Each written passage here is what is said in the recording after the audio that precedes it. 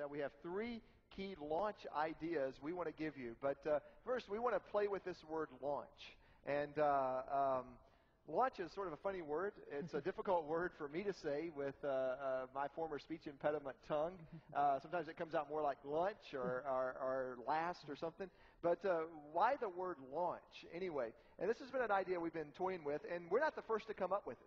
I mean, I actually have found this term going back at least 25 years into some church growth theory, and we've always talked about launching a new business or launching a new enterprise. And while I think churches can learn from business, I don't think at the end of the day our bottom line is the same. And so I think you can learn as much as you can from business enterprises, but at the end of the day, this is a spiritual enterprise, and our bottom line is not profit. Our bottom line is changed lives. And where does launch come from? Because really what we're talking about is church planting. I mean, that's the parlance of the day. Right, and before we settled on the word launch, part of it came from the dissatisfaction of the word plant. Because if you think about the word plant, what does it suggest? It suggests digging a hole, putting a seed in something that's dark, and covering it over and waiting for something to begin to grow slowly. And we thought, well, is that really the best image that, I mean, all images, of course, are flawed, but is that the best image for what we want to have happen when we start a new church? And we decided it wasn't. Yeah, and so, launch is imperfect as well. It breaks down after a period of time. But the idea behind launch is to do something that attracts the attention of the whole community, or at least many people in the community, and they come out and they want to see this. I mean, it's like, when a rocket is launched or when a space shuttle was sent up, the whole community kind of watches that. Is it going to launch? Is it not going to launch? Is today the day or conditions right? And then when it does, people talk about it. I mean, nobody talks about a seed that's in the ground that's slowly, coldly beginning to come up. But a launch can be exciting. And so we've chosen that term to kind of imply that. And we also believe that there are three ideas that wrap around it. But let me give you the formal definition. Or actually, I'm going to let Kerrick do this because he's smarter than I am. Let's give you the formal definition of launch. This is how we've defined launch. It's starting a church from scratch that will reach as many people as possible, as quickly as possible, and in the power of the Holy Spirit.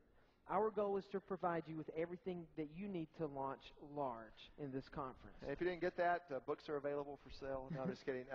It's to reach as many people as possible, as quickly as possible, in the power of the Holy Spirit. Yeah, so we believe the Holy Spirit can use strategies. We believe the Holy Spirit can use processes. We believe the Holy Spirit can use goals and funding. And so starting a church from scratch that will reach as many people as possible, as quickly as possible, in the power of the Holy Spirit. And we believe that God can ordain a launch. So let's give you these three ideas in your notes with the first bullet. First bullet is launch large. Launch large. Easy for you to say. It is. Because we believe that the larger your launch, the larger your first weekly service, the better chance your church has of being successful. Yeah, in your notes it says, God's dream for your church is bigger than your dream. God's dream for your church is bigger than your dream. Let the size of your dream be determined by the size of your God. And so if you could launch larger, wouldn't you? And listen, launching large, it's not just a good-sounding idea, it's important. If you go back to the imagery of a rocket taking off, almost, I think, 75, 80% of the energy that a rocket uses in its entire trip is expended right at the launch because it's so important. And it's the same thing about our churches. If we can expend that energy and we can see a successful launch, then the rest of it, I mean, it has a high chance of succeeding. But if we don't have a good launch, there's no way we're going to take off and have a successful church. So it's very important. Yeah, there's so much on that. We're going to unpack that. I mean, my mind is really, once again, on this idea of when you launch large, you solve so many problems. You solve the self-sufficiency problem. You solve the evangelism problem, that is, reach as many people as quickly as possible. You solve some staffing problems. You solve awareness in the community and some of the publicity problems, because nothing attracts people like people. And so there's just a lot wrapped up into this, and we're gonna unpack that. And related to launching large is the second one, which is to launch quickly. To launch quickly. We've talked with a lot of potential church starters over the past few years who've given us timelines. Well, I'm going to move to this area, and I'm just going to spend a year getting to getting to know the area. I'm going to take my time, get to know the people, do some demographic research. And then after that, I'm going to plan, maybe getting a group Bible study together. And then from that Bible study, and their calendar has, you look at their calendar, and it's going to be 2 or 3 years before they actually start the church. And what we found is, with timelines like that, it's seldom that the church ends up successful. We found the quicker that you can launch, the better your chances of succeeding. Yeah, when you look at growing churches, this is a rough 80-20 kind of thing.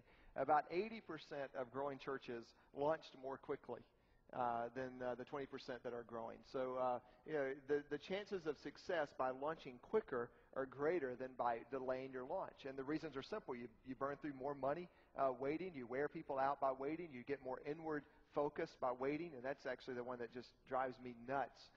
To talk to a launch team that has become so inward focused. By the time you get ready to launch, they say things like, "Pastor, aren't you happy just taking care of our needs? Why do we need to invite the whole community to come into our church?" Those of you that are nodding, you've heard that. And but this idea of launching quickly and just not wasting time, wasting energy, or wasting money. And I sometimes wonder, like when a guy moves to the field, even with a wife and family, and their launch date is a year and a half off, what are you doing during that time? I mean, what could you possibly be doing to justify the kind of money and the resources you're asking our church or other churches to put involved in while you basically have nothing to do? Because if you're not working toward a launch date, and I know a lot of church planters who just get bored. And they call me up, and they're like, the denomination said I shouldn't launch, for another year. Man, I don't know what to do. I've gone to all the conferences. I've talked to all the churches in the area. What do I need to do? Just tell me what I need to do. And the answer is launch quicker. Get this thing off the ground. Get focused. And get out there and get it done. You said that after you said buy our book. Well, yeah. Well, we didn't have the book at the time. But, okay.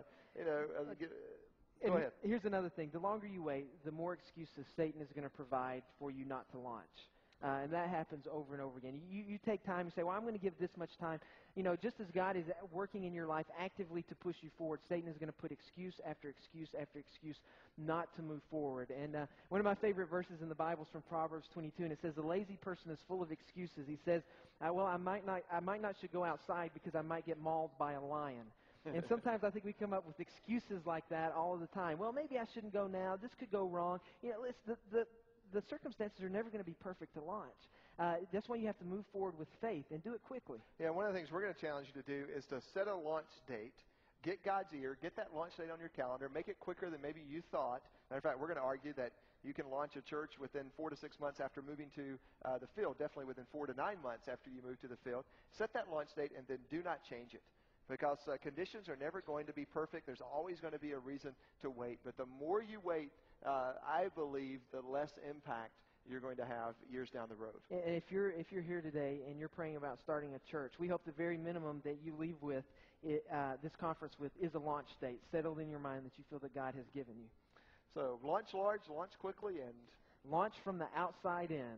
Launch from the outside in. And this is probably, Nelson, the idea in this conference that's probably the most counterintuitive. We're actually going to argue, and have seen happen now several hundred times, that you can move to an area and launch a church with just you and your worship leader and their spouses being the only Christians in that beginning part of the church.